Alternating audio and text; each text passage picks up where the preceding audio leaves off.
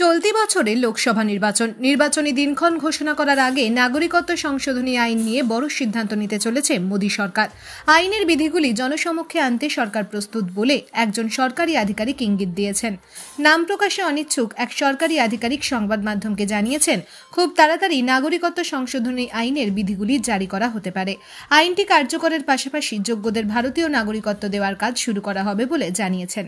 2019 সালে আইন তৈরি করা হলেও 4 বছর অতিক্রান্ত হওয়ার পরেও তা লাগু করা যায়নি। তাই লোকসভা নির্বাচনের আগে তা চালু করার চিন্তাভাবনা সরকার নিয়েছেন বলে ইঙ্গিত দিয়েছেন ওই আধিকারিক।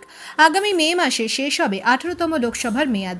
তার আগে হতে পারে নির্বাচনী বিধি লাগু হওয়ার আগেই নাগরিকত্ব সংশোধনী আইনটি চালু করা হতে পারে বলে ইঙ্গিত দেওয়া হয়েছে।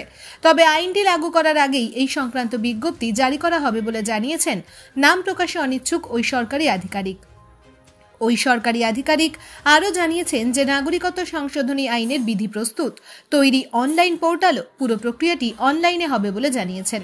আবেদনকারীদের কাছ থেকে কোনো নথি চাওয়া হবে না।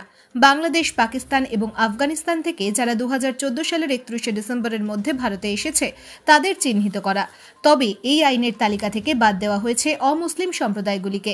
এর ফলে বিজেপি সরকার প্রণীত এই আইন নিয়ে তৈরি হয়েছে বিতর্ক। বিরোধীরা একে বৈষম্যমূলক আইন বলে ইতিমধ্যে দাবি করে সরব হয়েছেন।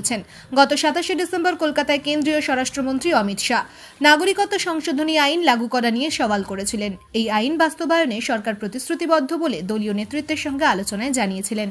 কেউ সরকারকে আটকাতে পারবে না বলেও দিয়েছিলেন হুঁশিয়ারি। যদিও আইনের বিরুদ্ধে সরব হয়েছেন পশ্চিমবঙ্গের মুখ্যমন্ত্রী মমতা বন্দ্যোপাধ্যায়। তিনি থাকতে বাংলায় এই আইন চালু করা যাবে না বলে কেন্দ্রকে দিয়েছেন বার্তা। কেন্দ্র লোকসভা ভোটের আগে লাগু করলে নাগরিকত্ব সংশোধনী আইন নিয়ে দেশ ফের উত্তাল হতে পারে বলে আশঙ্কা। ন্যাশনাল ডেস্ক রিপোর্ট, নিউজ অবিকল।